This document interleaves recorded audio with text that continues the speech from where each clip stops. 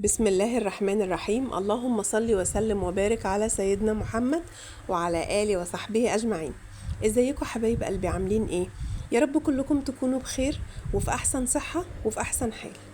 النهاردة هنعمل مع بعض شوية محاشي كده مشكلة، وهنعمل بيكاتا لحمة وبيكاتا فراخ.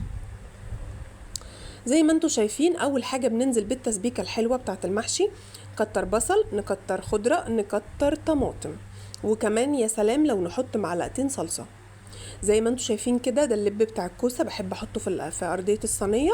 وهنقلب بقى، غسلنا الرز وغسلنا الخضرة، وهنقلب كل ده مع بعضه زي ما انتوا شايفين. بصوا بقى لونه وحلاوته وجماله، حاجة كده. بصوا يعني كراميلا زي ما بيقولوا. قطعنا شوية جزر كده وطماطمايه، يعني يدوني طعم كده. وكمان انا عندي البنات بيحبوا ياكلوا الحاجات اللي هي في القعر دي، بينزل بقى شوية رز كده على شوية رز كده، فبيحبوا ياكلوا الحاجات دي. واكيد طبعا كل ولادنا كده. او زي ما انتوا شايفين كده، احنا قورنا الكوسة والفلفل والبتنجان وطماطمتين حلوين، وهنبتدي ان احنا نحشي مع بعض. اهم حاجة في الكوسة بالذات ما تكبسيهاش قوي، يعني غير الطماطم والفلفل، الكوسة والبتنجان حاولي تسيبي يعني نقوله ايه، زي عقلة صباع كده، لان الرز بيزيد. وطبعا الرز لما بيزيد ممكن يفرقع الكوسة او ما يستويش اساسا. لكن الطماطمايه تحاولي ان انت ايه، تكبسيها شوية، تكي عليها شوية. طبعا هنخلص الكمية بتاعتنا، وطبعا هنسقيه ونعمل له شوية شوربة كده. عندنا شوربة ماشي، ما عندناش شوربة يعني هنحط كده ورق لورا ومية مغلية، وهنحط معلقة صلصة زي ما انتوا شايفين كده، او تسبيكة طماطم، اي حاجة عندي. وهبتدي ان انا ايه، احطه على النار، وانا بحب اشربه بالزبدة. اهو بصوا، انا حطيت الزبدة وحطيت الشوربة الكدابة بتاعته، وهسيبه بقى ياخد ويدي مع بعضه بشكل ودي زي ما بيقولوا. بسم الله ما شاء الله على جماله وحلاوته وريحته. ريحته يا جماعة كانت في حتة تانية خالص. عندي بقى نص كيلو لحمة شرايح زي ما انتوا شايفين كده، من اي جزء انت بتحبيه، بس طبعا اهم حاجة تكون مثلا من وش الفخدة، اللي هي انا احس ان هي بتستوي بسهولة. طبعا طب ما جبتش مثلا اللي هو من وش الفخدة، عادي مفيش مشكلة، هنتك عليها في السوا شوية. بس طبعا هو مستحب ان اللحمة بتاعتي تكون من وش الفخدة، علشان ما تاخدش معايا سوا خالص.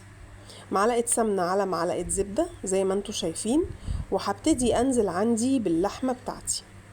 طيب هتقولوا لي انت ليه النهارده عامله لحمه بيكاتا لحمه وبيكاتا فراخ؟ هقول لكم لاني انا عندي بنوتي ما بتاكلش لحمه خالص، صعب عليا. هي ما بتاكلش كمان فراخ على فكره ولا سمك، هي نباتيه اكتر. بس انا حاولت اني انا اعمل لها صنف اللي هو البيكاتا فراخ عشان احببها فيه شويه، عشان تحاول تاكله، حاولت يعني. وطبعا النتيجه بقت بالفشل، بس انا عملت الاتنين عشان ارضي كل الاذواق. زي ما انتوا شايفين كده، احنا تبلنا اللحمة بتاعتنا ملح وفلفل بس. وبعدين هبتدي ان انا في نفس الصينية اللي انا هعمل فيها هديها تشويحة من الناحيتين، يعني بصوا تشك كده او لون زي ما بيقولوا، اللي هو بس تكرمل معايا في الزبدة. كرملتها في الزبدة دي ده المطلوب زي ما بيقولوا. زي ما انتوا شايفين كده، هنبتدي ان احنا نشيل اللحمة اللي خلصت ونحطها في طبق، ونحط اللحمة اللي لسه ما خدتش لون، وهكذا. اهم حاجة حبايب قلبي، ما تنسوش تعملوا لايك وشير وسبسكرايب للقناة، وتفعلوا زر الجرس علشان يوصلكوا كل جديد.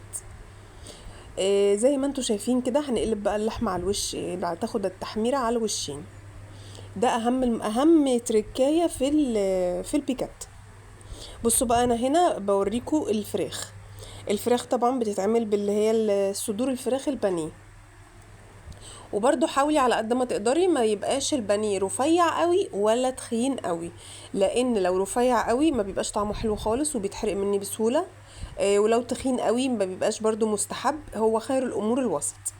برضو بديها زي ما انتوا شايفين وش على الجنبين واشيلها. خلاص خدت اللون بتاعي المطلوب. بعدين بنزل ببصلايه بيضة، بصل ابيض، ما ينفعش بصل مش ابيض، مبشورة، واحمرها في نفس المكان اللي انا عملت فيه اللحمة. وطبعا 3-4 فصوص توم كده حلقات زي ما انتوا شايفين كده. خلاص البصل دخل معايا في تحمير، هنزل عليه بمعلقتين دقيق، معلقتين بس، حاولي ما تكتريش دقيق عشان ما تبقاش تخينه قوي. وطبعا هي الكميه عندي صغيره فمش محتاجه اكتر من كده.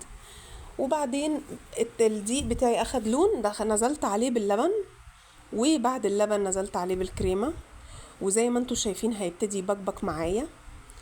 حطينا الفراخ خلاص، هتاخد بقى ايه شويه بقبقه معاه، ونزلنا عليها بالتوابل. بصوا بقى هنا اللحمه برضو حطينا البصلايه المبشوره، بصلايه حلوه لان كميه اللحمه عندي كانت اكبر، وحطينا 3-4 فصوص توم حلقات. وزي ما انتوا شايفين انا مجهزه لكم كل حاجه قدامكم، ده اللبن والكريمه و3 معالق دقيق، هنا مكتره شويه عشان الكميه عندي اللحمه اكتر. وطبعا اهم حاجه الماجي، وعلى فكره البيكاتا بتحب قوي الروزماري، مستحب فيها وبيديها تست حلو قوي وعالي قوي يا جماعه. وطبعا اهم حاجه برضو مكعب الماجي. زي ما انتوا شايفين نزلنا بالدقيق، ما بصوا الدقيق ما بيتلفش معايا كتير، يعني ما تستنيش عليه، يعني يا دوبك بس كده اللي هو ايه احس ان هو شرب من البصل، وانزل على طول باللبن بتاعي. بصوا الروزماري، الماجي، ملح وفلفل، اي حاجه انت حابه تحطيها حطيها. زي ما انتوا شايفين كده هبتدي ان انا احط اللحمه بتاعتي. طبعا اللحمه دي ما بتاخدش سوا، يا دوبك هو دي ستيك، وطبعا الوش تحميره خلاص هي كده داخله في سوا، هسيبها بقى شويه تبقبق معاهم. وطبعا انا المفروض يا جماعه ان انا اضيف مشروم، بس انا عندي مش بيحبوا المشروم، انا بحبه بس هم مش بيحبوه، فبدل المشروم شلته وحطيت ايه، حطيت فلفل الوان، برضو بيبقى طعمه حلو قوي وبيوديها في حته تانية. وعلى فكره ممكن تشيلي فلفل الالوان وتحطي اللي هي الذره الحلوه، اللي هي الذره بتاعت الاكل، اللي هي الكمبوت دي بتبقى جميلة جدا برضو معاها. بس طبعا انا عندي ما بياكلوش لا ده ولا ده، فبحط الحاجة اللي هم ممكن ياكلوه. شوية رز بشعرية جنبها بقى يا جماعة، وهيودوا الطعم في حتة تالتة ورابعة وخامسة، بيبقى جميل قوي قوي معاها الرز بشعرية. زي ما انتوا شايفين احنا عملناه مع بعض، وبألف هنا وشفا.